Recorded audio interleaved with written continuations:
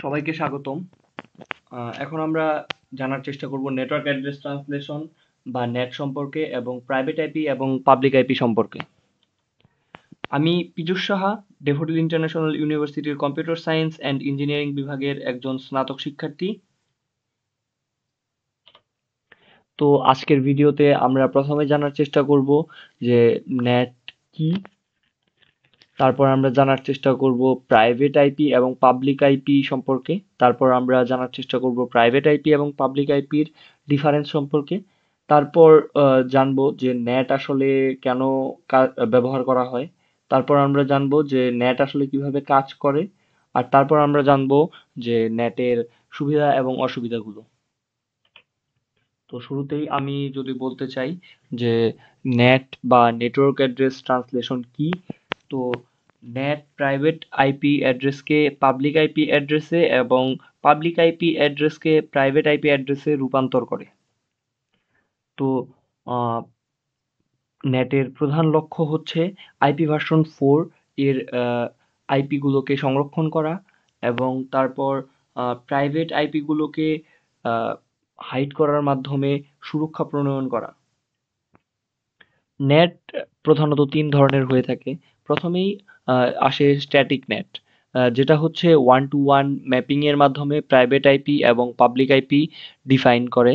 তারপর আসে আমাদের ডাইনামিক নেট, যেটা আসলে একটা ম্যাপিং এর মাধ্যমে প্রাইভেট আইপি এবং পাবলিক আইপি রূপান্তর করে। তারপর আসে আমাদের পোর্ট অ্যাড্রেস ট্রান্সলেশন, যেটা আসলে একটি পাবলিক আইপি অ্যাড্রেসকে অনেকগুলো প্রাইভেট আইপিতে রূপান্তর করে। শুরুতেই আমরা জানার চেষ্টা করব যে প্রাইভেট আইপি কি। প্রাইভেট আইপি হচ্ছে যেটা আমাদের একটা প্রাইভেট নেটওয়ার্কের মধ্যে আইপি অ্যাসাইন করা হয় যে ডিভাইসগুলোর, সেই আইপিকেই বলা হয় আসলে প্রাইভেট আইপি অ্যাড্রেস। যদি আমরা প্রাইভেট আইপি এর কমন রেঞ্জ সম্পর্কে জানার চেষ্টা করি, এই ক্লাসের জন্য কমন প্রাইভেট আইপির রেঞ্জ হচ্ছে 10.0.0.0 থেকে শুরু করে 10.255.255.255 পর্যন্ত। আর যদি আমরা যাই বি ক্লাসের জন্য আমরা আসলে ব্যবহার করি 172.16.0.0 থেকে 172.31.255.255 পর্যন্ত। আর সি ক্লাসের জন্য আমরা আসলে সচরাচর সি ক্লাসটাই বেশি ব্যবহার করে থাকি। আহ, এই ক্লাসের রেঞ্জটা হচ্ছে 192.168.0.0 থেকে শুরু করে 192.168.255.255 পর্যন্ত হয়ে থাকে। আর আমরা যদি প্রাইভেট আইপির অ্যাডভান্টেজ বা সুবিধাগুলো সম্পর্কে বলার চেষ্টা করি, সেটি হচ্ছে আসলে প্রাইভেট আইপির জন্য আমাদের এক্সট্রা কোনো খরচ করতে হয় না। তারপর এটা আসলে আমাদের সিকিউরিটি ইনক্রিজ করে লোকাল নেটওয়ার্কে। আর যদি লিমিটেশন সম্পর্কে বলতে চাই, তাহলে এর একটি লিমিটেশন আছে, সেটি হচ্ছে যে আমরা প্রাইভেট আইপি ব্যবহার করে সরাসরি ইন্টারনেটের সাথে সংযুক্ত হতে পারি না। এখন আমরা জানার চেষ্টা করব পাবলিক আইপি সম্পর্কে। পাবলিক আইপি আসলে অ্যাসাইন করা হয় আমাদের আইএসপি বা ইন্টারনেট সার্ভিস প্রোভাইডারের দ্বারা। এটার যদি ক্যারেক্টারিস্টিক সম্পর্কে বলতে যাই, এটা হচ্ছে গ্লোবালি ইউনিক হয়। গ্লোবালি ইউনিক বলতে এখানে বোঝানো হচ্ছে যে আমি যে পাবলিক আইপিটা বর্তমানে ব্যবহার করছি, এই আইপিটা পৃথিবীর অন্য কোথাও অন্য কেউ ব্যবহার করতে পারবে না। শুধুমাত্র আমার যে লোকাল নেটওয়ার্কটা আছে, এইটা ব্যতীত অন্য কেউ এই নেটওয়ার্কটা ব্যবহার করতে পারবে না। যার কারণে এটা হয় গ্লোবালি ইউনিক। আর এই এর যেটা সবচেয়ে বড় সুবিধা সেটি হচ্ছে যে পাবলিক আইপির দ্বারা আমরা সরাসরি ইন্টারনেটের সাথে সংযুক্ত হতে পারি। যদি আমরা উদাহরণ হিসাবে কিছু পাবলিক আইপি দেখানোর চেষ্টা করি, এটি হচ্ছে 8.8.8.8, যেটি হচ্ছে একটি গুগলের ডিএনএস। আর আরেকটি রয়েছে বহুল ব্যবহৃত, সেটি হচ্ছে 1.1.1.1। এটি হচ্ছে ক্লাউডফ্লেয়ারের ডিএনএস। এটি সচরাচর আমরা ভিপিএন এর ক্ষেত্রেও দেখতে পারি। 1.1.1.1 যে ভিপিএনটা আছে সেইখানে। এখন যদি আমরা মূল পার্থক্যগুলো দেখতে চাই প্রাইভেট আইপি এবং পাবলিক আইপির মধ্যে, এটিকে আমরা ৪ ভাগে বিভক্ত করতে পারি ৪টি ফিচারের মাধ্যমে। ফিচারগুলো হচ্ছে প্রথম ফিচারটি হচ্ছে ইউজ ইউজেস। ইউজেস এর মাধ্যমে যদি আমরা ডিফাইন করতে চাই, সেক্ষেত্রে প্রাইভেট আইপি গুলো আসলে ইন্টারনাল নেটওয়ার্ক কমিউনিকেশন। এখানে ইন্টারনাল নেটওয়ার্ক কমিউনিকেশন বলতে বোঝানো হচ্ছে রাউটার বা লোকাল যে আমাদের নেটওয়ার্কটা তৈরি হয় রাউটারের মাধ্যমে, এইটাকে।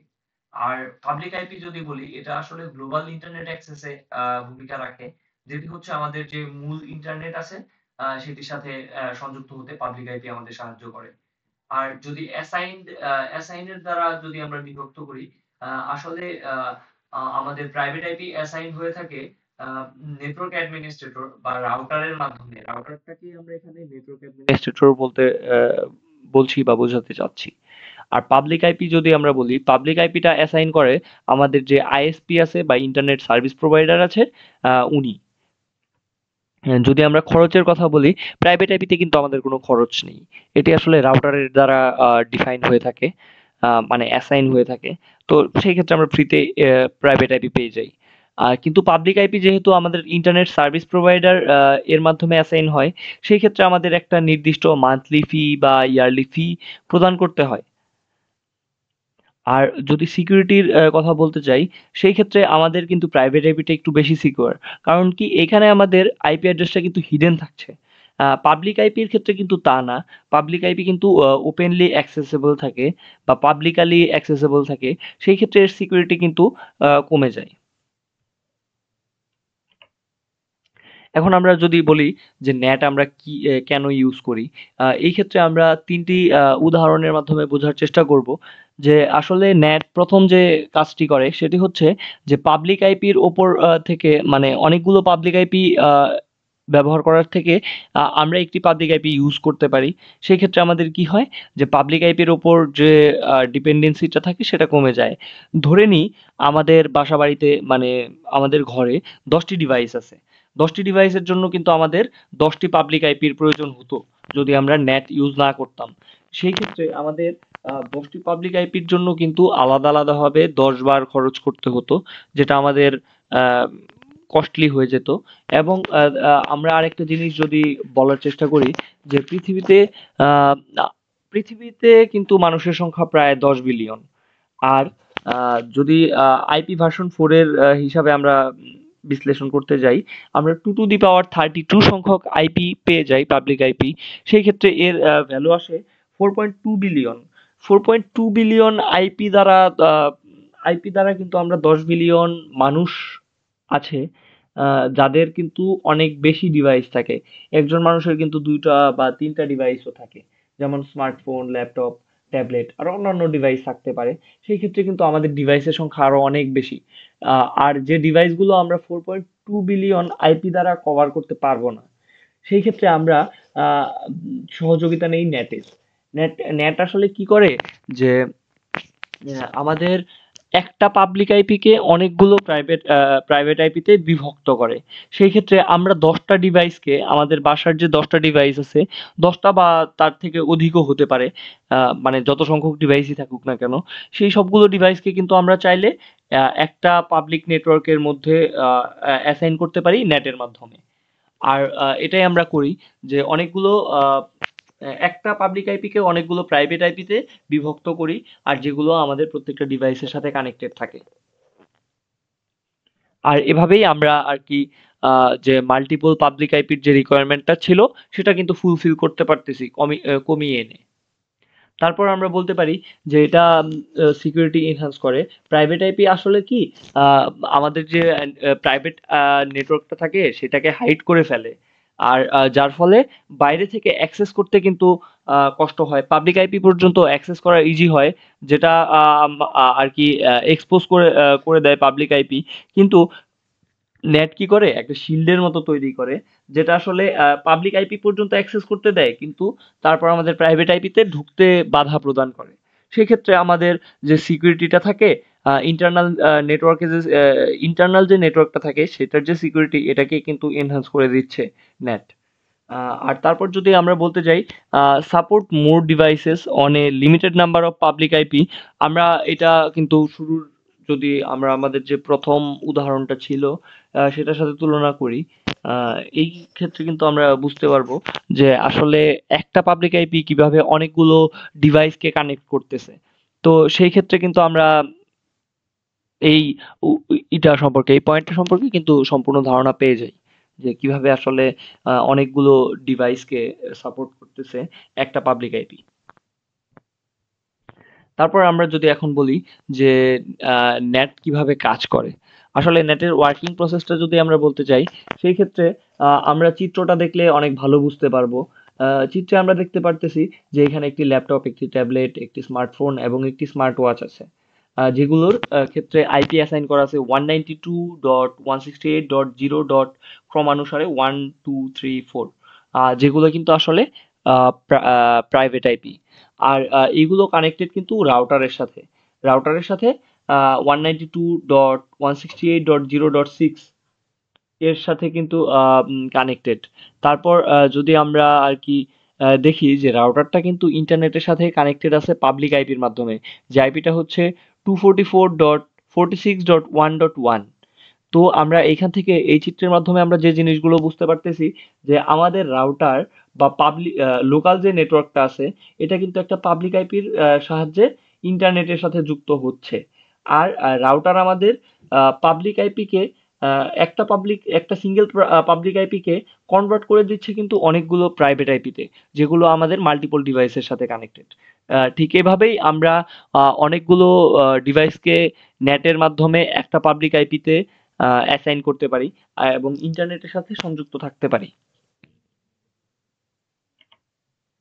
তো আমরা যদি এখন বলতে যাই যে আমাদের নেটের সুবিধা এবং অসুবিধাগুলো কি, তো আমরা বলতে পারবো যে এর সুবিধাগুলো হচ্ছে আইপি অ্যাড্রেস কনভার্সন বলতে এখানে বোঝানো হচ্ছে যে আমরা পাবলিক আইপিকে খুব সহজেই প্রাইভেট আইপিতে এবং প্রাইভেট আইপিকে খুব সহজেই পাবলিক আইপিতে কনভার্ট করতে পারতেছি।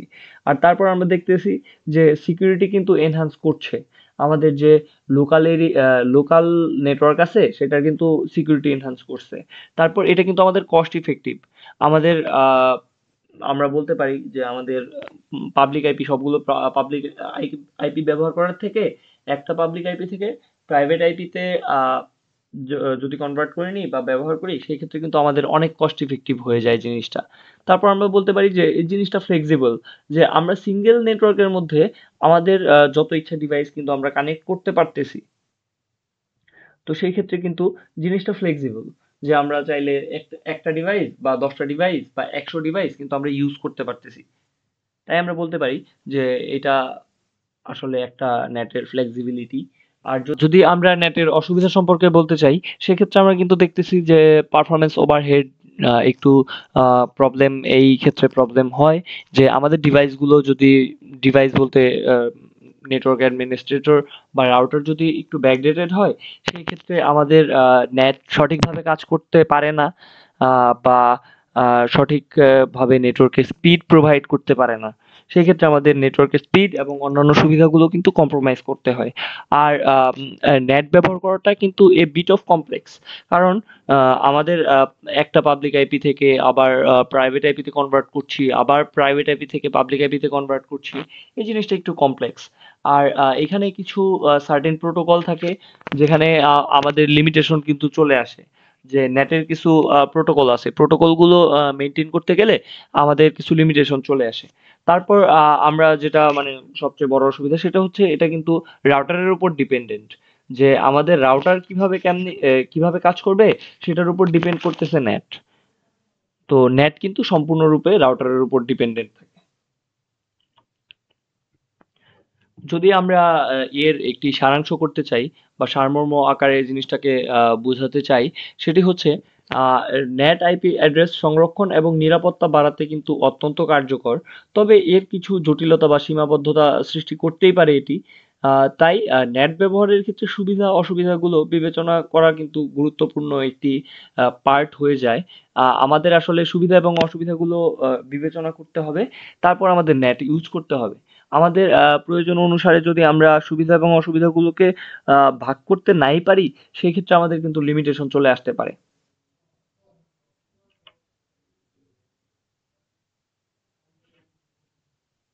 ধন্যবাদ সবাইকে।